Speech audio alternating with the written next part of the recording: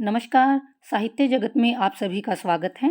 आज हम रीतिकाल की परिस्थितियाँ इस प्रश्न का अध्ययन करने जा रहे हैं। यानी रीतिकाल जिसकी समय सीमा संवत 1700 से 1900 विक्रमी तक है। उस समय के हालात कैसे थे, परिस्थितियाँ कैसी थी, जिन्होंने उस काल के साहित्य को प्रभावित किया, तो उनका अध्ययन हम करने जा रहे हैं। तो आइए इस प्रश्न को शुरू करते हैं। सबसे पहले हम लिखेंगे भूमिका। भूमिका में प्रत्येक साहित्यकार अपने परिवेश और युगीन परिस्थितियों से प्रभावित होकर ही अपने साहित्य के लिए उससे आवश्यक सामग्री ग्रहण करता है, इकट्ठा करता है। और किसी भी युग विशेष का साहित्य अगर हमें समझना है और उसका मूल्यांकन करना है, तो हमें उस युग की विभिन्न परिस्थितियों को और युगीन वातावरण को जानना आवश्यक होता है। रीतिकाल जिसकी समय सीमा संवत 1700 से 1900 विक्रमी है, किसी भी युग की परिस्थितियों का अध्ययन के द्वारा ही हम उस युग के साहित्य की गहराई को उस तक पहुंच सकते हैं। और हिंदी के रीतिकालीन साहित्य को जिन परिस्थितियों ने प्रभावित किया, उनका विवेचन हम करने जा रहे हैं, जो इस प्रकार हैं। सबसे पहले हैं राजनीतिक परिस्थिति। अब देखिए, रीतिकाल का समय राजनीतिक दृष्टि से ह्रास और पतन का समय था।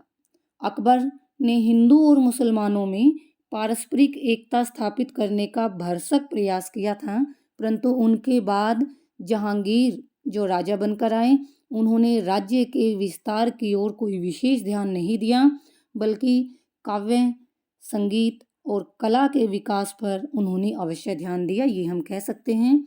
जहांगीर के बाद जब शाहजहां दिल्ली के शासन पर बैठा, तो शाहजहां का काल सुख, शांति और समृद्धि का काल था। लेकिन उनकी मृत्यु के पश्चात उनके जो पुत्र थे, वो उत्तराधिकार के लिए आपस में ही लड़ने झगड़ने लग गए थे।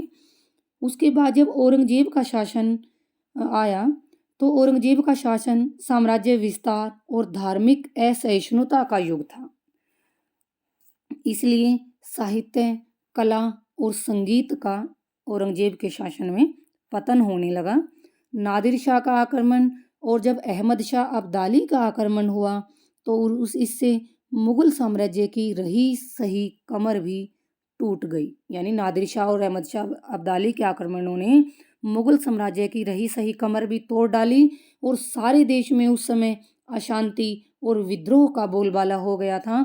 और अंग्रेजों ने इस स्थिति का भरपूर लाभ उठाया और उस समय के राजमहलों में सुरा और सुंदरी का भी राज्य था। यानी राजा केवल भोग विलास में ही, शराब के नशे में ही डूबे रहते थे। प्रजा से, जनता से उन्हें कोई मोह नहीं था, केवल सुरा और सुंदरी में ही डूबे रहते थे।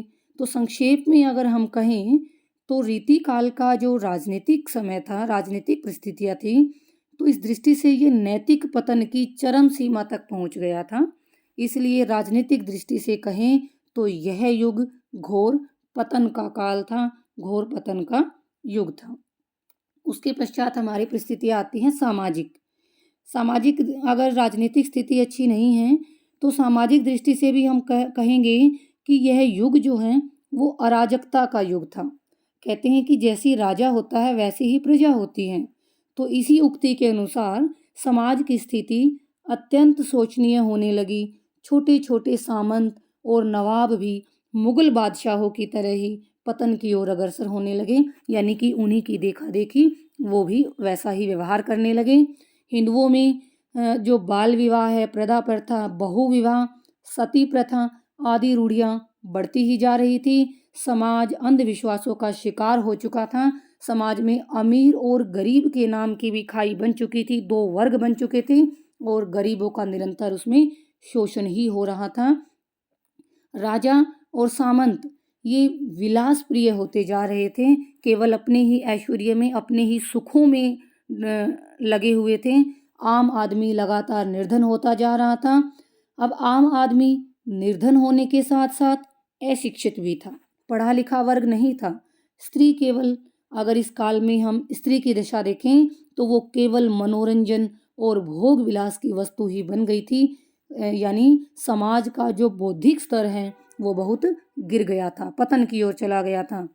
अब इस काल में भक्ति भावना का भी निरंतर पतन होता जा रहा था।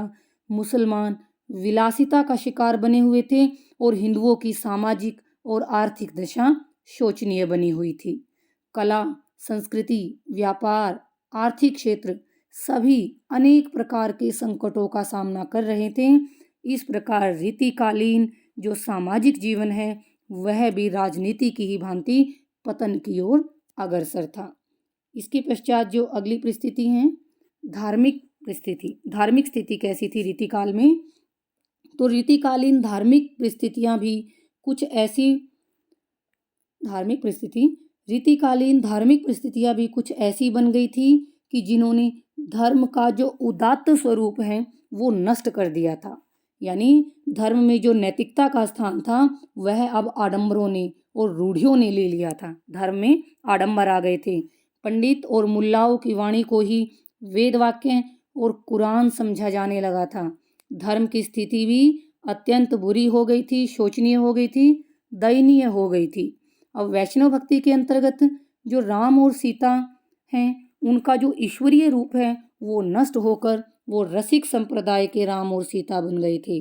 भगवान कृष्ण और राधा की लीलाओं का भी मूल भाव नष्ट हो गया और उनको केवल भोगवाद का आदर्श बनाकर ही रख दिया गया। यानी श्री कृष्ण और राधा को भी उनके रसिक रूप में ही, उनके कामुक रूप में ही चित्रित किया जाने लगा।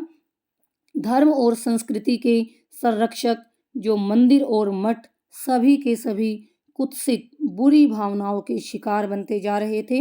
सूफियों के काव्य में श्रृंगार, नखशिख वर्णन, नायिका भेद आदि की स्थिति में भी स्थूलता आने लगी थी, कामुकता आने लगी थी। इस प्रकार रीतिकाल में धर्म के नाम पर आडंबर और ढोंग का प्रचार हो रहा था। व्यवहारिक जगत में नैतिकता का कोई मापदंड नहीं रह गया था।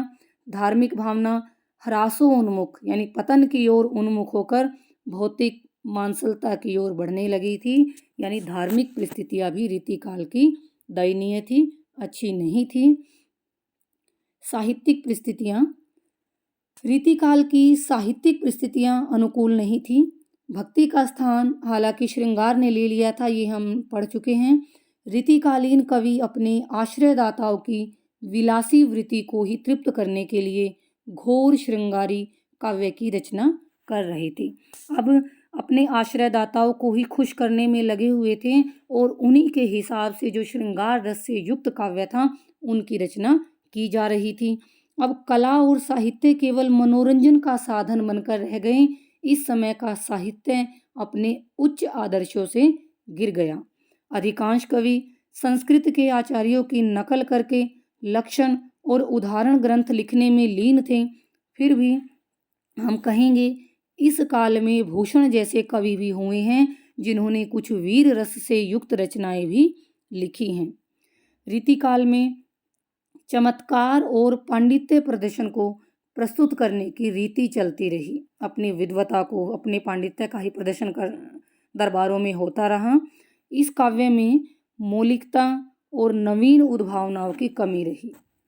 काव्य और कला में प्रदर्शन की, दिखावे की प्रवृत्ति अधिक बढ़ती जा रही थी। अगर हम संक्षेप में इस युग को कहें तो यह वास्तव में अलंकरण और प्रदर्शन का ही युग था। अपने ही महिमा को मंडित करना और उसको ही दिखाना, प्रदर्शन का ही युग कहेंगे हम इसे। इसके पश्चात कलात्मक परिस्थितियां कैसी थी वो भी देख लीजिए।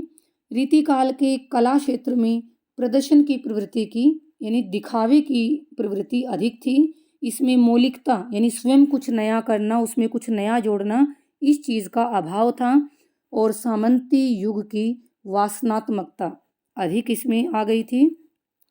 स्वामी ने सुखाए साहित्य में नायिकाओं के परंपरागत बाजारू चित्र अंकित होते रहे। यानी जिस राजा के दरबार में वो रह रहे थे, अपने स्वामी को सुख करने के लिए ऐसे साहित्य का उन्होंने सृजन किया और जो नायिकाएं हैं उनको श्रृंगार रस में डुबोकर उनके बड़े कामुक चित्र उन्होंने बनाए, कामुक चित्र अंकित किए, ऐसा साहित्य उन्होंने लिखा। रीतिकालीन कवियों ने देवी देवताओं को भी साधारण नायक नायिका की भांति अंकित किया। जैसे मैंने राम और सीता को बताया कि उनके दैवीय रूप को छोड़कर उनके भोग विलास के रूप को उनको कामुक रूप में दिखाया गया, ऐसे ही राधा कृष्ण को भी नायक नायिका की भांति ही अंकित किया गया। तो संगीतकारों और मूर्तिकारों ने आश्रयदाताओं की इच्छा के अनुसार ही कार्य किया, जिसमें चमत्कार प्रियता को बल दिया गया। तो ये थी रीतिकाल की परिस्थितियाँ। तो निष्कर्ष रूप में हम इनके बारे में क्या कहेंगे कि संक्षेप में अगर हम कहें तो रीतिकालीन जो काव्य है उसका प्रधान विषय श्रृंगार था।